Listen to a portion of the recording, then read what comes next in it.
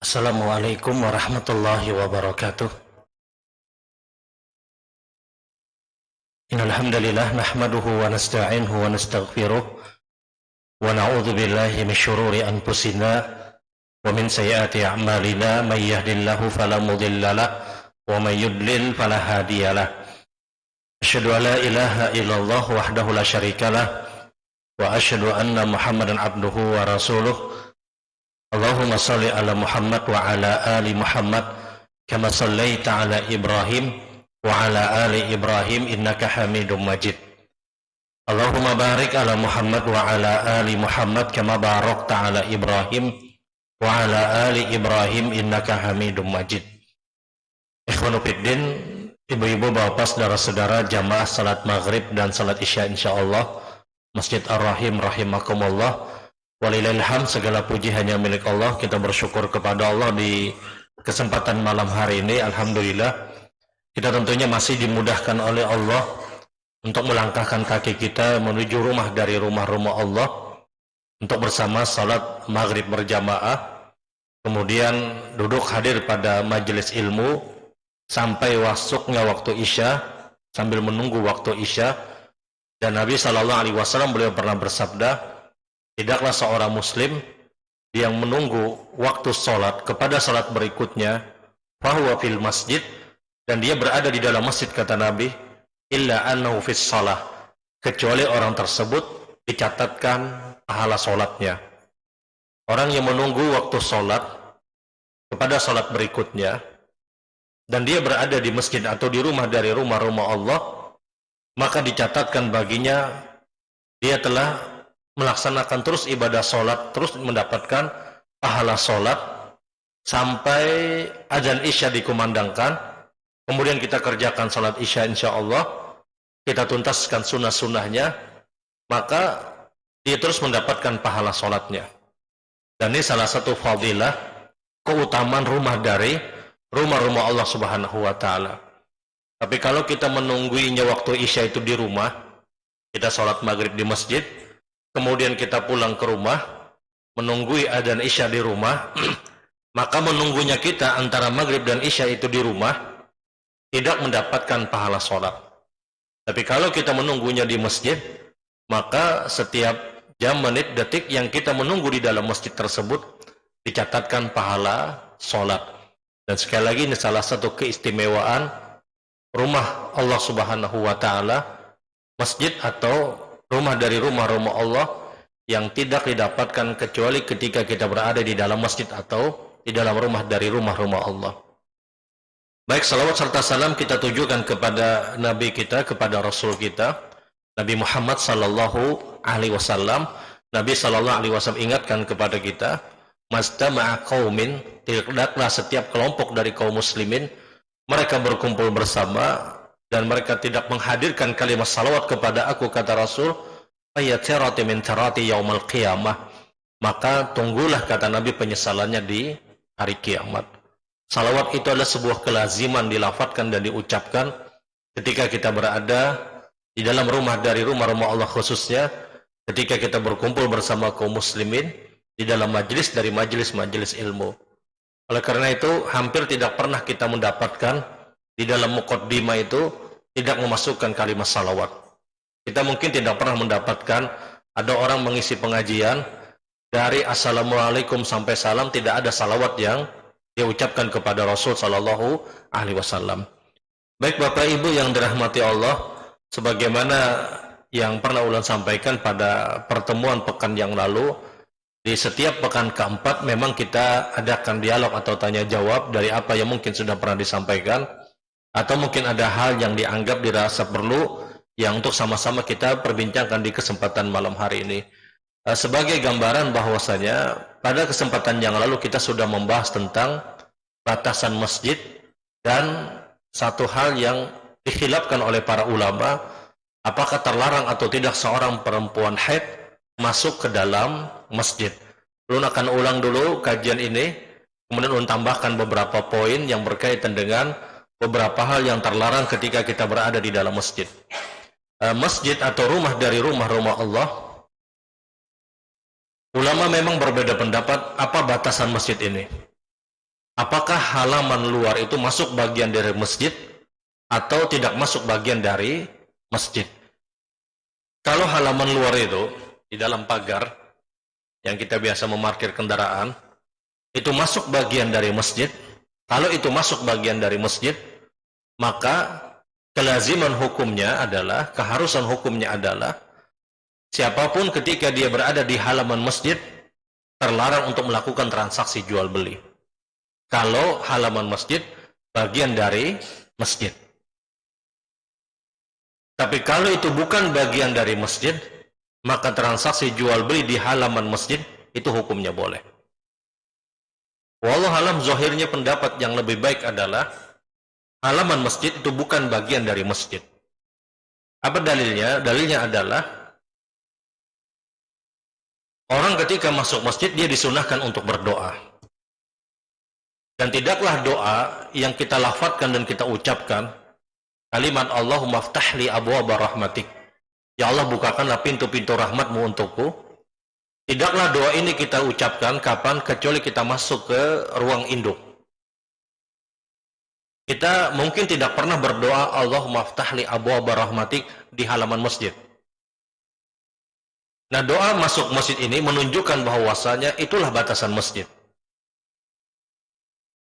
Mayoritas masjid atau semua masjid yang kita temui, mereka yang meletakkan doa masuk masjid itu adalah di pintu-pintu masjid, bukan di pagar, bukan di halaman. Ini isyarat kuat bahwasanya yang namanya batasan masjid adalah ketika kita masuk ruang induk. Karena orang doa Allahumma ftahli abwaaba rahmatik, ya Allah, bukakanlah pintu-pintu rahmatmu untukku.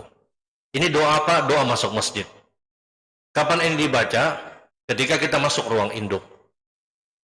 Dan ini dalil jelas kata para ulama bahwasannya yang namanya masjid adalah ketika kita masuk ke dalam masjid kemudian kita berdoa tadi. Sehingga wallahu alam pendapat terbaik adalah halaman itu bukan bagian dari masjid. Karena doanya pun ketika itu kita mengucapkannya pada saat kita masuk ke pintu ruang induk masjid. Yang kedua, jelas kalau seandainya halaman itu adalah bagian dari masjid, maka tahiyatul masjid pun sudah berlaku ketika ini sudah masuk halaman. Yang masuk halaman, parkir kendaraan, tahiyatul misalnya di halaman.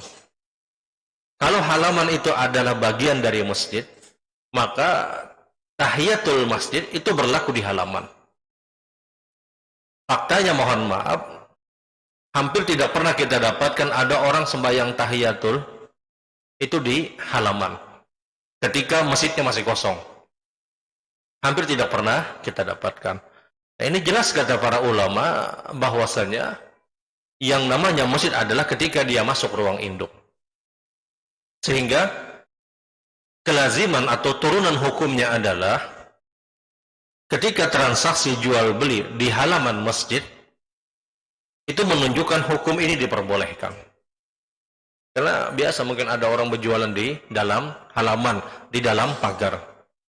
Karena kalau itu terlarang, maka doa Allahumma ftahli abwaaba rahmatik itu harus diucapkan di halaman masjid ketika masuk ke pagar masjid. Nah, ini yang dijelaskan oleh para ulama. Artinya wallahu alam pendapat yang terbaik adalah batasan masjid ketika orang itu masuk ruang induk. Kemudian kita sudah membicarakan tentang perempuan haid. Perempuan haid apakah boleh masuk ke dalam masjid? Kita tahu dari dulu ini khilaf yang cukup kuat. Sebagian ulama berpendapat bahwasanya perempuan haid itu dilarang masuk ke dalam masjid dengan dalil satu hadis yang diriwayatkan oleh Ibnu Majah, la junuba wala haidha. Orang itu tidak boleh masuk masjid ketika dia dalam keadaan janabah atau dalam keadaan perempuan haid atau ketika dia mendapatkan haid. Nah, dalil inilah yang digunakan pendapat bahwasanya perempuan haid itu terlarang masuk ke dalam masjid. Akan tetapi sebahagian ulama lain menyebutkan bahwasannya perempuan haid itu boleh masuk ke dalam masjid. Apa dalilnya? Dalilnya adalah Aisyah radhiyallahu taala anha ketika diperintahkan Nabi untuk masuk ke dalam masjid. Wahai Aisyah, kata Rasulullah, tolong ambilkan selendangku yang tertinggal di dalam masjid. Aisyah kemudian berkata, ya Rasulullah, ini haid. Rasul, saya sedang dalam keadaan haid. Maka kata Nabi, fa inna haidatuki laisa fi yadik. Masuklah engkau ke dalam masjid, wahai Aisyah, karena sesungguhnya haidnya engkau itu bukan ada di tangan engkau. Maksudnya, selama tidak berceceran, mohon maaf, maka masuklah engkau ke dalam masjid, kata Rasul sallallahu alaihi wasallam. Maka apa yang dilakukan oleh Aisyah? Aisyah masuk ke dalam masjid. Kemudian dia ambil selendang, kemudian dia berikan kepada Rasul sallallahu alaihi wasallam. Dan ini dalil kata para ulama bahwasanya perempuan haid dia boleh masuk ke dalam masjid. Dalil yang kedua adalah ketika Nabi sallallahu alaihi wasallam melaksanakan ibadah umrah bersama para sahabat dan juga bersama Aisyah radhiyallahu taala anha. Ketika tiba di tempat yang namanya Bir Ali atau Dzul Hulaifah, miqat orang-orang yang keluar dari Madinah menuju kota Mekah, mereka harus singgah di tempat yang namanya Bir Ali atau Dzul Hulaifah. Ketika mengambil miqat, ternyata Aisyah mendapatkan dirinya haid. Maka dia datang kepada Rasul sallallahu alaihi wasallam, ya Rasulullah, saya tidak bisa meneruskan ibadah umrah ini. Saya haid ya Rasulullah. Saya tidak bisa ya Rasulullah. Maka kata Nabi, wahai Aisyah, if'ali ma yaf'alil hajji ghaira alla tatufi bihadzal bait atau tusalli bihadzal bait. Wahai Aisyah, kata Nabi, engkau ikut saja bersama kami, walaupun dia haid pada saat itu, tapi engkau jangan tawaf dan jangan engkau sholat, kata Rasulullah. Karena orang haid dilarang tawaf dan sholat. Aisyah kemudian mengikuti Rasul dan juga para sahabat. Kemudian tiba di dalam Masjidil Haram, Mekah. Apa yang dilakukan Nabi? Nabi biasa, beliau tawaf umrah. Apa yang dilakukan Aisyah? Aisyah masuk masjid. Beliau menunggu selesainya tawafnya Rasulullah dan menunggu sholatnya Rasul sallallahu alaihi wasallam. Masuknya Aisyah ke dalam masjid yang ketika itu beliau dalam keadaan haid, ini dalil kata para ulama, perempuan haid itu boleh masuk ke dalam masjid. Ditambah lagi ketika itu Aisyah mengikuti sa'i bersama Rasul. Perempuan haid itu boleh untuk sa'i. Dia hanya terlarang untuk sholat, terlarang untuk puasa, terlarang untuk tawaf. Ketika bicara ibadah, perempuan haid apakah boleh dia sa'i? Dia boleh sa'i. Sebagaimana perbuatan Aisyah radhiyallahu taala anha. Bahkan Aisyah ketika itu sempat membaca ayat Al-Quran ketika menaiki bukit Safa. Inna Safa wal Marwata min sya'airillah, faman hajjal baita aw itamara fala junaha alaihi ay yatawafa bihima. Ini ayat dibaca oleh Aisyah kapan? Ketika beliau haid pada saat menaiki bukit Safa untuk melaksanakan ibadah sa'i. Dalil-dalil inilah yang digunakan pendapat para ulama bahwasanya perempuan haid itu boleh masuk ke dalam masjid ketika dia punya hajat dan punya keperluan. Namun sekali lagi sebahagian ulama bertahan dengan hadis yang diriwayatkan oleh Ibnu Majah. Janganlah perempuan haid dan orang yang dalam keadaan janabah dia berada di dalam masjid. Ini dalil yang digunakan. Dan terus terjadi perbedaan. Lantas bagaimana solusinya? Pertama, mohon maaf, masing-masing dia memegang pendapat yang disebutkan tadi. Ada solusi yang ditawarkan oleh sebahagian ulama ketika perempuan haid ingin berada di masjid. Untuk hajat dan keperluan seperti dia ingin datang ke pengajian misalnya, ke majelis-majelis ilmu, maka kalau suara majelis ta'lim tersebut, pengajian tersebut, suaranya, sound systemnya sampai ke teras-teras masjid, maka bertahannya dia di teras masjid itu lebih utama. Tapi kalau toh seandainya dia pilih pendapat untuk masuk pun, itu ada dalil yang menyebutkan.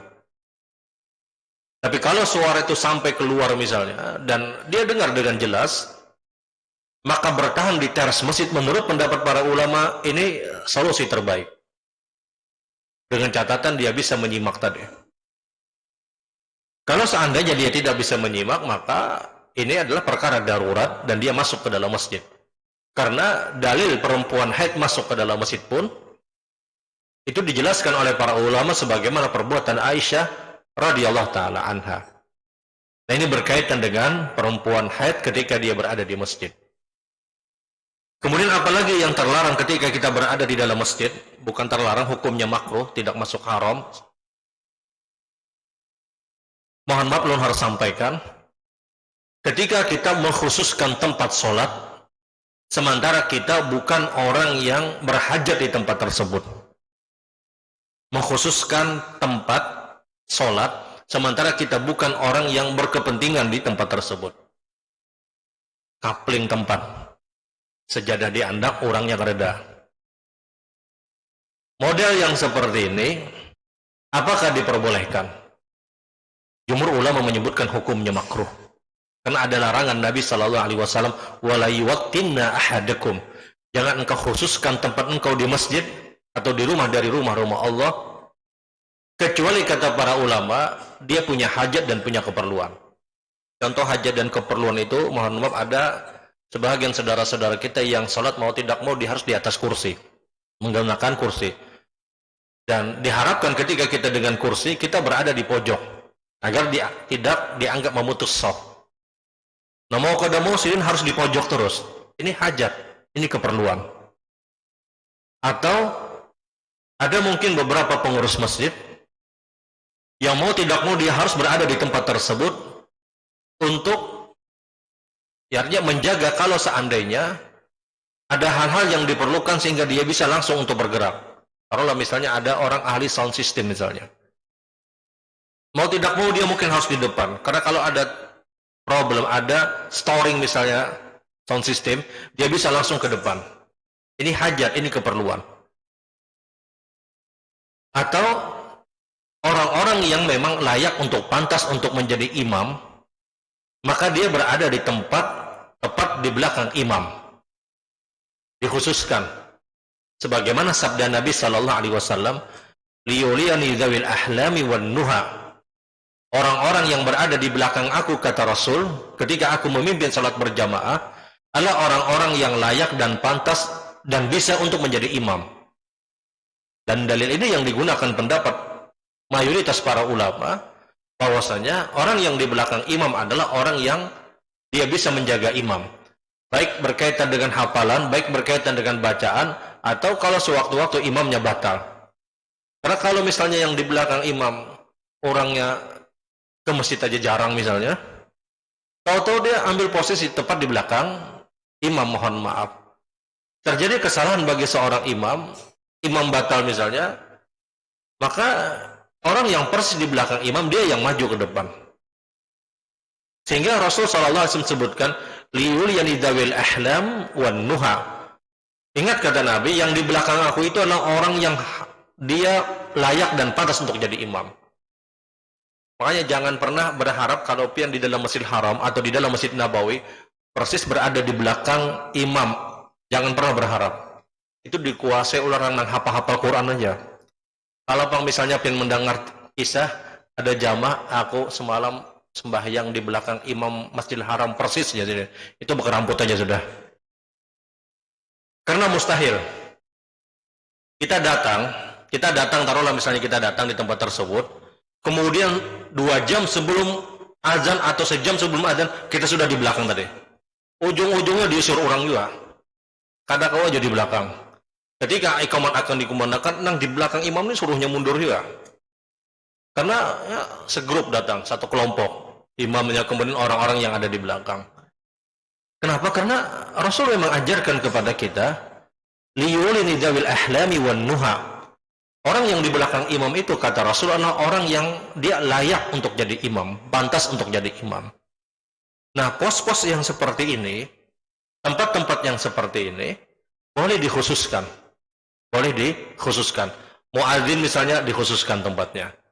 Supaya apa? Supaya ketika kalau seandainya muadzin terlambat datang, dia bisa langsung masuk ke tempat tadi. Atau pengurus masjid yang misalnya dia memang berkepentingan, yang kalau misalnya ada hal-hal yang diperlukan dia bisa langsung ke depan. Tapi kita yang tidak punya hajat, tidak punya keperluan, tidak ada kepentingan apapun, kemudian tahu tuh kita khususkan tempat kita karena gara-gara mengincar AC yang terdingin aja misalnya, AC nang terdingin nang mana di sebelah sana, aku di sini aja Zidin. Maka ini yang dilarang Nabi, la yuwaqtinna ahadakum, kata Nabi. Engkau jangan khususkan tempat kalian, kata Rasul. Tapi selama dia punya hajat, dia punya keperluan, maka jelas ini diperbolehkan. Ya, hajat keperluan sebagaimana yang ulun sampaikan tadi. Ada orang yang, mohon maaf, mau tidak mau dia harus sholat di atas kursi misalnya. Dan dia harus berada di tempat tersebut. Ini hajat, ini keperluan. Ada orang yang memang harus di belakang imam. Ada orang yang memang dia pengurus masjid misalnya, yang dia ya menguasai sound system dan yang lainnya, dan dia diperlukan dan dihajatkan, maka silahkan. Muadzin itu hajat, silahkan. Di luar dari hal-hal yang kita memerlukan atau di luar dari hal-hal yang kita tidak punya kepentingan tadi, maka hukumnya makruh mengkhususkan tempat. Karena pertama ini hukumnya makruh, yang kedua ada kerugian. Kalau kita sholat di tempat itu aja, mohon maaf, di situ-situ aja, maka hanya di tempat itu yang jadi saksi kebaikan untuk kita. Sementara Allah menyebutkan yauma idin tuhadditsu akhbaraha. Bumi itu akan berbicara, kata Allah, dari apa yang dilakukan oleh seorang hamba di tempat tersebut. Kadang kita di tempat ini misalnya, kemudian kita pindah geser sedikit. Semakin banyak tempat sholat kita, semakin banyak saksi kebaikan kita pada kehidupan akhirat. Dan ini salah satu hikmah yang dijelaskan oleh Allah Subhanahu wa Ta'ala, kenapa kita dianjurkan untuk berpindah tadi. Makanya kita itu disunahkan untuk melaksanakan salat sunnah bukan di tempat salat wajib. Sebagaimana Nabi Shallallahu Alaihi Wasallam ketika menegur salah satu sahabat, ada yang orang melaksanakan salat sunnahnya dia kerjakan di tempat salat wajib dia. Maka kata Rasul, ayo jis ahadukum ayataqaddam aw ayata'akhkhar. Wahai sahabatku, kata Nabi, kenapa engkau berat, sulit? Kenapa engkau tidak maju sedikit atau mundur sedikit, kata Rasul? Agar dia tidak sholat di tempat sholat wajibnya, sehingga dia dapat pahala yang lebih. Sholat sunnah bukan di tempat sholat wajib itu tidak mutlak harus kita bertukar tempat dengan saudara kita yang di samping, tidak. Kadang harus berhurupan. Karena kadang ada kawan lagi berdoa, digawil-gawilnya supaya berpindah. Tidak harus kita ini berpindah tempat. Kita di tempat kita pun tidak masalah selama kita maju sedikit atau mundur sedikit. Makanya bahasa hadis Nabi, ayat taqaddam atau ayat ta'akhkhar. Apa sulitnya, kata Nabi, engkau maju sedikit atau mundur sedikit, kata Rasul. Ibu-ibu yang misalnya pakai sejadah misalnya, dia tidak mutlak harus bertukar tempat. Di sejadah pian pun tidak ada masalah selama maju sedikit ataupun mundur sedikit. Kenapa diperintahkan? Sekali lagi, yauma idin tuhadditsu akhbaraha. Bumi akan berbicara, kata Allah, dari apa yang dilakukan oleh seorang hamba di tempat tersebut. Dan ini ada salah satu saksi kebaikan untuk kita. Jadi kembali kepada mengkhususkan tempat. Kalau kita bukan orang yang berhajat, kita bukan orang yang memang punya keperluan di tempat tersebut, maka hukumnya makruh untuk mengkhususkan tempat. Tapi kalau kita misalnya sholatnya di sebelah kanan tarus misalnya, apakah boleh? Boleh. Selama tidak khusus tempat itu aja. Kadang misalnya bergeser sedikit, kadang bergeser sedikit, maka ini tidak dipermasalahkan. Karena ada mungkin sebahagian orang ya nyamannya di sebelah kanan aja. Ya silahkan, selama dia tidak khususkan tempat tadi, selama tidak dia khususkan di tempat tersebut. Dan sekali lagi ini salah satu masuk pada pelarangan yang dilarang Rasul Shallallahu Alaihi Wasallam. Kemudian yang selanjutnya yang perlu juga ulun sampaikan adalah di antara hukum yang makruh ketika kita berada di dalam masjid adalah pada saat kita berada di dalam masjid dan sudah masuk waktu sholat, kemudian kita masuk atau kemudian kita keluar dari masjid tanpa ada hajat, tanpa ada keperluan, ini hukumnya makruh. Ada sahabat Nabi ketika itu masuk ke dalam masjid, kemudian pada saat itu azan sudah dikumandangkan. Tahu-tahu dia keluar dari masjid. Kata Rasulullah, faqad asa Abul Qasim. Yang keluar tadi, kata Nabi, telah bermaksiat kepada Abu Qasim, kepada Rasul Sallallahu Alaihi Wasallam. Yang dimaksud oleh para ulama hadis ini adalah kalau kita masuk masjid, kita ingin sholat. Tahu-tahu kita keluar dari masjid tersebut. Keluarnya kita bukan disebabkan karena udzur syar'i.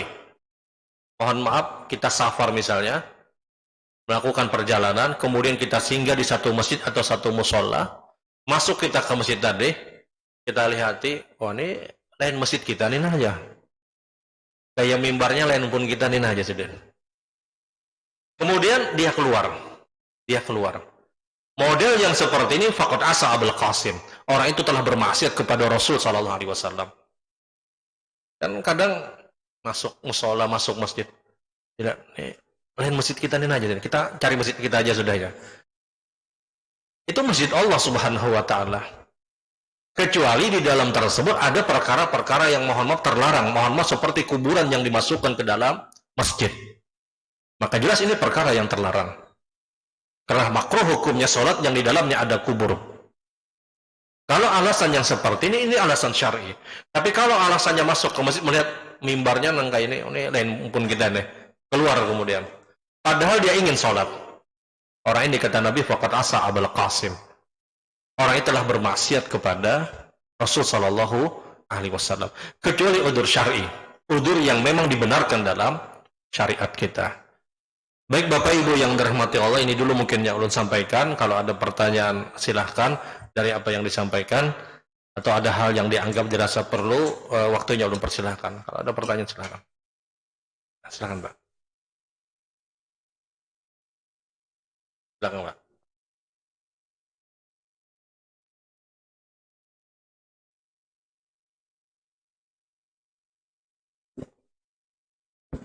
Assalamualaikum warahmatullahi wabarakatuh.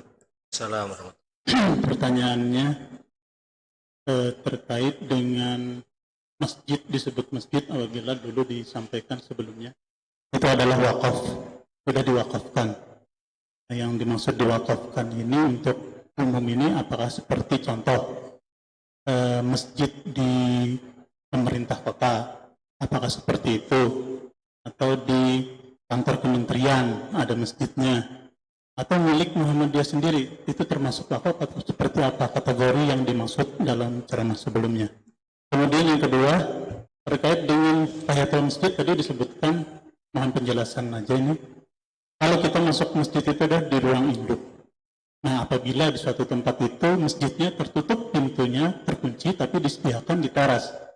Nah, itu berarti apakah kita bisa pastikan bahwa yang bersangkutan bukan sholat tahiyatul masjid. Demikian, terima kasih. Assalamualaikum warahmatullahi wabarakatuh. Waalaikumsalam warahmatullahi wabarakatuh.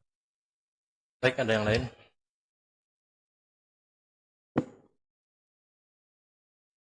Apa ulun jawab dulu? Baik, kita jawab dulu. Berkaitan dengan wakaf masjid, pertama, tidaklah dikatakan masjid syarat mutlaknya adalah kecuali tempat tersebut adalah tempat yang sudah diwakafkan. Apa yang dimaksud dengan wakaf di dalam istilah tersebut? Yang dimaksud dengan wakaf adalah orang yang sudah memberikan tempat tersebut, baik tanah, kemudian dibangunlah bangunan di tempat tersebut, dan wakaf itu seperti sedekah, tapi wakaf itu lebih utama. Karena ketika kita bicara wakaf, maka tidak boleh dialihfungsikan. Ada orang wakaf tanah, ini tanah diwakafkan untuk bangun masjid. Tahu ternyata tidak terbangun masjid di tempat tersebut. Dia bangun taruhlah misalnya sekolahan. Apakah boleh? Tidak dibenarkan. Karena dia sudah wakaf, ini harus masjid. Dan yang namanya masjid ada sesuatu yang memang sudah diwakafkan. Selanjutnya yang harus kita pahami adalah wakaf masjid.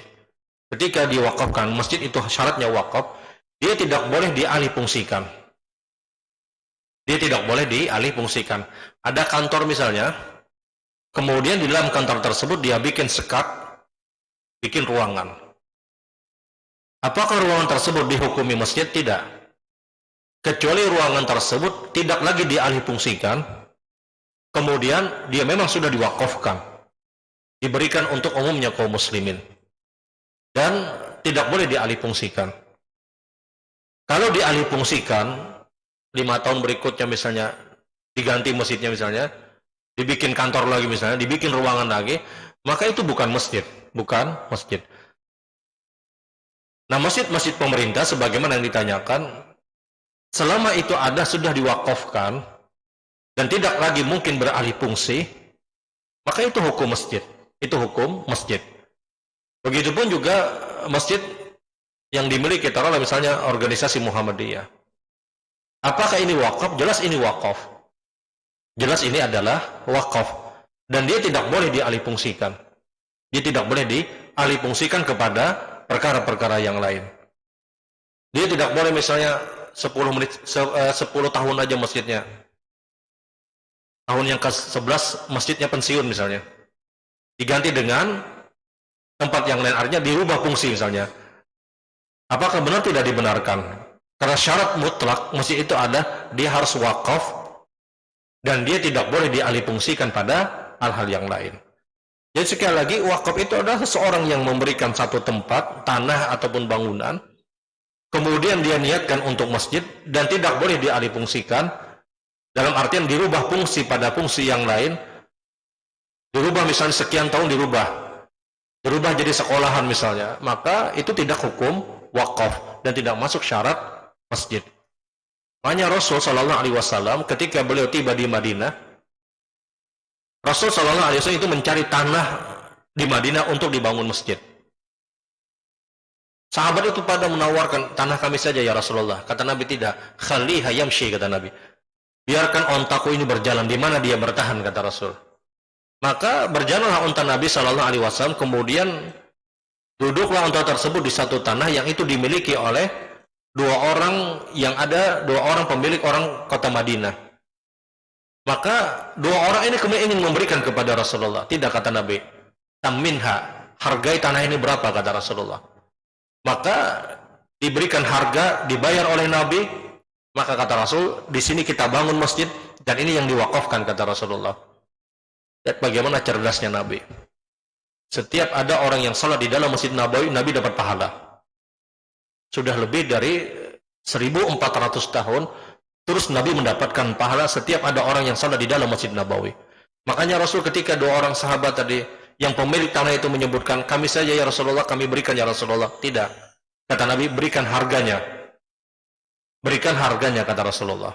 Setelah Nabi dapat harga, Nabi bayar, kemudian ini wakaf, kata Nabi, kita bangun masjid di sini. Maka dibangunlah Masjid Nabawi pada saat itu. Nah, ikhwan fillah rahimakumullah, jadi wakaf itu ya sudah diberikan, kemudian tidak lagi tidak dialihfungsikan pada perkara yang lain. Baik, yang kedua adalah tahiyatul masjid ketika kita berada di teras. Kalau memang sifatnya doruri, di dalam masjid sudah penuh dan tidak bisa lagi masuk misalnya, maka sebagian besar ulama memberikan kelonggaran bahwasanya teras dia bisa tahiyatul masjid. Tapi tidak di halaman, kata para ulama. Tidak di halaman. Masjid full, penuh, sampai teras masjid misalnya. Kemudian di halaman dibikin shaf. Apakah orang yang masuk di halaman tersebut dia sah tahiyatul masjid? Tidak, kata para ulama. Tapi kalau teras itu masih diberikan kemakluman. Kalau teras itu dianggap masih bisa diberikan kemakluman. Karena biasanya teras itu lebih sering digunakan sholat jelas dibandingkan daripada halaman. Halaman itu sifatnya darurat sekali. Seperti misalnya taruhlah di bulan Ramadan, full misalnya banyak orang, kemudian orang bikin shop di halaman tadi. Nah, apakah tahiyatul di situ sah secara hukum? Tidak, kata para ulama. Kalau dia ingin sholat sunnah, silahkan sholat sunnah mutlak, atau sholat sunnah wudu misalnya, atau sholat sunnah yang lain. Tapi kalau masuk teras, jumhur ulama menyebutkan boleh. Kenapa? Umumnya teras pun bisa digunakan secara umum, terlebih misalnya ketika pada hari Jumat. Maka terjadilah tahiyatul masjid di dalam teras tersebut, wallahu a'lam. Baik, ada yang lain? Ya, silakan. Assalamualaikum warahmatullahi wabarakatuh. Waalaikumsalam. Ini berkaitan dengan pekerjaan ulun sebagai pemandu wisata. Nah, jadi tadi Ustadz bilang mengenai orang-orang yang berhak atau boleh memasuki masjid. Nah, karena kami ini sebagai pemandu wisata, kadang ada turis-turis asing yang ingin memasuki masjid. Nah, itu menurut Ustadz apa hukumnya? Jadi itu yang ingin saya pertanyakan. Yang kedua, mengenai tahiyatul masjid Berarti kalau yang namanya tahiyatul masjid kan ya Ustadz lah. Kalau di musola itu bisa nggak Ustadz tahiyatul? Itu aja Ustadz. Assalamualaikum warahmatullahi wabarakatuh. Waalaikumsalam warahmatullahi wabarakatuh. Yang pertama berkaitan dengan seorang yang non muslim atau orang kafir ketika masuk ke dalam masjid, apa hukumnya? Jumhur ulama menyebutkan paling tidak hukumnya makruh. Paling tidak hukumnya makruh. Bahkan ada sebahagian ulama lebih keras menyebutkan hukumnya haram. Berdasarkan ayat Al-Quran, innama ya'muru masajid man amana billah wal yaumil akhir. Sesungguhnya kata Allah, orang-orang yang layak dan pantas untuk memakmurkan masjid, berada di masjid, adalah orang-orang yang hanya beriman kepada Allah dan beriman kepada hari akhir.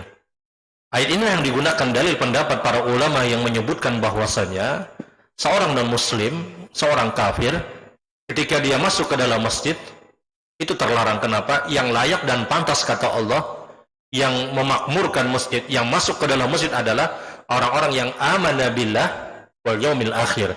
Orang yang beriman kepada Allah dan beriman kepada hari akhir. Ini pendapat jumhur ulama. Meskipun ada sebahagian ulama itu memberikan rukhsah, memberikan keringanan. Memberikan keringanan boleh menurut sebahagian pendapat dengan catatan ketika kita buka akses masuk ke dalam masjid untuk orang non-muslim tadi, diharapkan dialah orang yang setelah itu beriman kepada Allah. Diharapkan dialah orang yang beriman kepada Allah Subhanahu wa taala. Tapi kalau kita tidak bisa untuk memberikan kemungkinan orang ini tidak beriman kepada Allah, maka kita tidak punya hajat dan tidak punya keperluan pada perkara ini. Kemudian berkaitan dengan orang kafir, orang non-muslim misalnya masuk ke dalam masjid. Kalau dia adalah orang yang memang dihajatkan, taruhlah misalnya dia orang yang bisa memperbaiki kerusakan yang ada di masjid, apakah boleh? Boleh. Tapi khusus Masjidil Haram itu terlarang. Makanya semua pekerja yang ada di dalam Masjidil Haram itu tidaklah mereka berada di tempat tersebut kecuali mereka muslim. Walaupun mungkin kelihatannya kayak bule dan yang lainnya. Itu semuanya muslim, semuanya muslim. Kalau di Masjidil Haram tidak ada toleransi. Tidak ada toleransi orang kafir masuk ke dalam Masjidil Haram tadi, walaupun dia harus memperbaiki kerusakan di dalam Masjidil Haram. Tapi kalau di luar dari Masjidil Haram, maka dianggap itu sesuatu yang dianggap hajat atau keperluan. Tapi kalau hanya datang ke masjid, melihat dalam masjid saja misalnya, sementara dia adalah non-muslim, orang kafir, mohon maaf, jumhur ulama menyebutkan ini hukumnya makruh. Kenapa? Karena jelas ayatnya. Innama ya'muru masajid man amana billah wal yaumil akhir. Ada orang acara pernikahan, walimatul urus atau perkawinan atau pernikahan di dalam masjid. Dia undanglah orang kafir misalnya. Dia undanglah non-muslim untuk hadir di acara tersebut. Apakah boleh? Undangannya nggak ada masalah, tapi masuknya yang masalah. Silahkan dia diundang, tapi dia cukup mungkin di halaman-halaman masjid. Dia tidak masuk ke dalam ruang induk, tidak masuk ke dalam masjid. Karena kita tahu ada sebahagian orang mungkin, orang muslim, dia bikin acara walimah, acara pernikahan di dalam masjid. Dan ingat, nikah di dalam masjid itu, apakah itu sunnah? Tidak. Tidak dihukumi sunnah. Namun ini menunjukkan kebolehan saja. Faktanya Nabi tidak pernah menikah di dalam masjid. Kalaulah seandainya itu sunnah, maka Nabi akan menikah di dalam masjid. Adapun dalil yang menyebutkan mulailah hidup kalian dari masjid, ini bukan dalil yang kuat. Bukan dalil yang kuat. Namun apakah boleh? Boleh. Orang menikah dalam masjid apakah boleh? Boleh. Tapi kalau itu dianggap sunnah, tidak ada dalil. Kalau itu dianggap sunnah, tidak ada dalil. Hanya menunjukkan kebolehan saja. Nah, kadang ada orang muslim dia undang orang kafir misalnya di acara walimahnya dia di dalam masjid. Apakah boleh? Terlarang orang non muslim itu masuk ke dalam masjid sebagaimana pernyataan firman Allah tadi. Mohon maaf, ulun ikut mengambil pendapat untuk menyebutkan ini hukumnya makruh. Ketika memasukkan non muslim ke dalam masjid, kita tidak punya hajat. Apa keperluan kita? Kita tidak punya hajat lebih kecuali dia hanya melihat saja misalnya. Kecuali dia diharapkan dengan masuknya dia ke masjid diharapkan dia bisa beriman kepada Allah Subhanahu wa taala. Kalau tidak ada hajat maka tidak diperlukan. Dan kita khawatir berseberangan dengan pernyataan Allah, innama ya'muru masajid man amana billah wal yaumil akhir. Baik, pertanyaan yang selanjutnya adalah apa hukum tahiyatul di dalam mushola? Wallahu alam, tahiyatul mushola itu tidak dikenal. Yang dikenal adalah tahiyatul masjid. Ketika kita berada di dalam mushola, apa yang kita lakukan? Yang kita lakukan bisa kita sholat sunnah wudu, kita bisa sholat sunnah mutlak, kita bisa sholat sunnah antara azan dan iqamah, kita bisa sholat sunnah qobliyah misalnya. Adapun sholat sunnah tahiyatul, mohon maaf, yang sholat pun dia ragu-ragu niatnya. Tahiyatul apalah aja sih, Den? Yang sholat pun ragu untuk menyebutkan ini tahiyatul.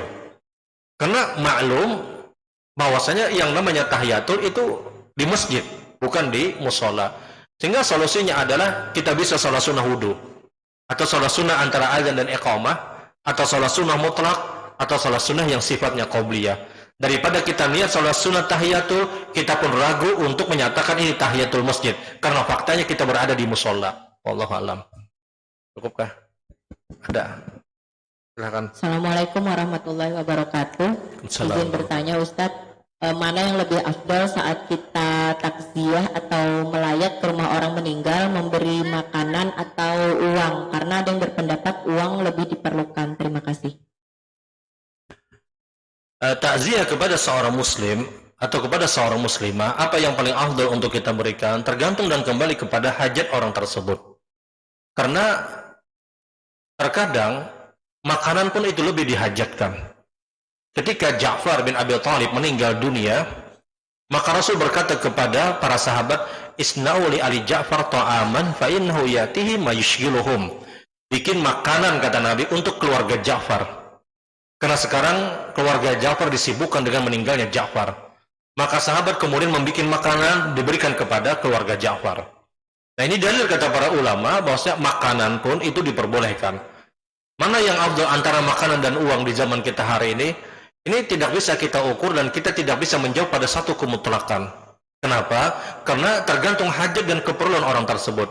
Tinggal kita mengukur dan kita melihat, kalau orang ini mohon maaf, secara ekonomi mungkin dia perlu, maka boleh jadi uang itu lebih berhajat bagi dia. Tapi kalau seandainya adalah orang yang punya kemampuan, maka kita tahu semua orang yang mendapatkan musibah, wafatnya keluarganya, dia tidak akan pernah bisa berpikir memasak apa karena di dapur. Anak ngulah apalah kita aja. Tidak akan dia pernah berpikir seperti ini. Maka makanan itu didahulukan untuk orang ini. Tergantung bagaimana kondisi keluarga yang meninggal tadi. Kalau kondisinya adalah dia orang yang mohon maaf secara ekonomi mungkin tidak terlalu mampu, mohon maaf, maka uang itu boleh jadi lebih penting bagi orang ini. Karena dia bisa menggunakan uang tersebut untuk apapun yang dia inginkan.